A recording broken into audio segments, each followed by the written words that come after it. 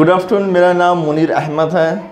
मेरा private news चलता है brave news world, Facebook page में आप देखे होंगे। मैं आज आया हूँ माय ड्रीम गवर्नमेंट, जिसके प्रेसिडेंट मिस्टर विनय बिरादर है।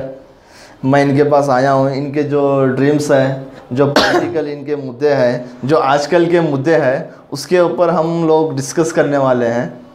फर्स्ट मुद्दा है एग्रीकल्चर एंड फार्मर डेवलपमेंट 100%।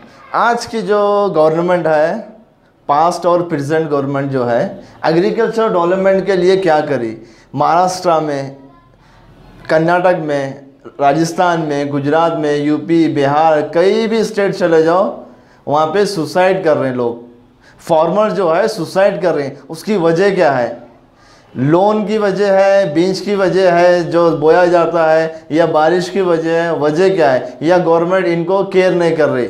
इसकी वजह क्या है? हम विनय बिरादर से मालूम करेंगे कि आप 100% कैसा देंगे। आप 100% एग्रीकल्चर एंड फार्मर डेवलपमेंट है, तो आप इसको रेनोवेशन कैसा करेंगे? आपकी पार्टी जब स्टेट में बढ़ेगी या सेंटर में बढ़ेगी? हाँ, देखिए, सेंटर में तो हमारा पार्टी आना तय है। उसका मेन कारण ये है कि हम लोगों ने जो किसानों के लिए हमने जो प्लान बनाए हैं, उनको जो फैसिलिटीज़ देने के हमारे जो हमने विज़न बनाए हैं, वो हम उनको फैसिलिटीज़ प्रोवाइड करा के देंगे। समस्या बीज का नहीं है, समस्या उनके क्रॉप्स में नहीं है।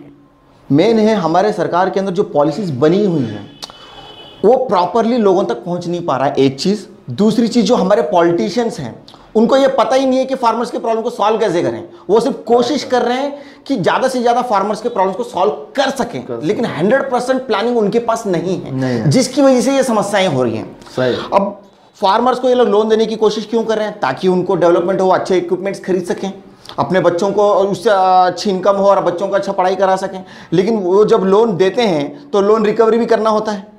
अब लोन रिकवरी तब होगा जब उनको फसल के अच्छे रेट्स मिलेंगे। पॉलिटिशियंस अच्छे रेट्स देने की कोशिश कर भी रहे हैं और दे भी रहे हैं, लेकिन जब वो रेट्स देते हैं तो अब मार्केट में उसके हिसाब से रेट्स भी बढ़ जाते हैं। हाँ। क्योंकि दे आर मैन्युफैक्चरर्स, वो लोग फसल उगाते हैं। अब वो एंड प्रोडक्ट, यानी कि जो कॉमन लोग हैं, उन लोगों तक जब प्रोडक्ट पहुंचता है तो बीच में जो मिडिल पीपल हैं वो लोग अपने रेट्स, अपना मार्जिन रखते हैं, तो रेट्स बढ़ जाता है।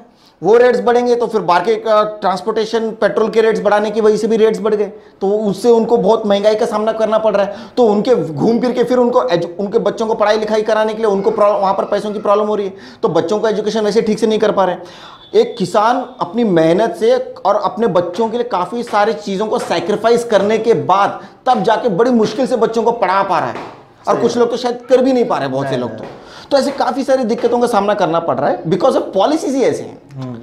तो अगर पॉलिसीज अगर सही बन जाए, अगर पॉलिसीज अगर सही बन जाते हैं जिससे हर किसान को सारे फैसिलिटीज अगर मिल जाए बिना किसी फाइनेंशियल प्रॉब्लम्स की वजह से, मान लो उनको ट्रैक्टर्स चाहिए, तो ट्रैक्टर वो कहाँ खरीद पाएगा आज के रेट में? अगर उनको हम ये ट्रैक्टर दे दें कि भाई आप ये ट्रैक्टर लो, अपने किसानों के अंदर खेती का काम करो, उनको पैसों का अगर वो टेंशन ना दिया जाए, लोन देने की वजह उनको बोलो ट्रैक्टर ले लो, आप खेती बाड़ी करो, तो आराम से खेती बाड़ी करेगा वो।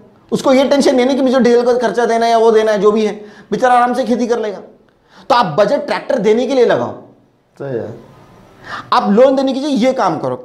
बच्चों की एजुकेशन की बात है, आप जो दुनिया का पैसा लोन दे रहे हो, लोन देने की बजाय बच्चों का एजुकेशन, जो government hospital means government schools हैं, गवर्नमेंट स्कूल के अंदर उनको भर्ती करा के दो, वहाँ पर अच्छे टीचर, अच्छे फैसिलिटीज करा के दो।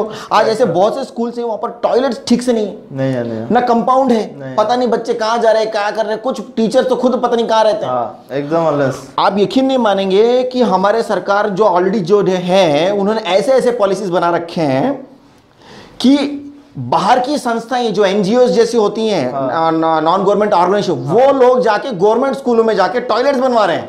आप सोचिए सरकार किस हद तक फेल हो चुकी है इन लोगों की। सही है कि उनके पास इतना पैसा नहीं है कि अपने खुद के बनाए हुए government department, government schools, colleges को ठीक से वो मेंटेन नहीं कर, उनके टॉयलेट से मेंटेन नहीं कर पा रहे हैं वो लोग। ये हद तक हो चुकी है हमारी। तो किस हद तक पब्लिक चुप बैठेगी? तो किसी ना किसी को तो शुरुआत करना ही था।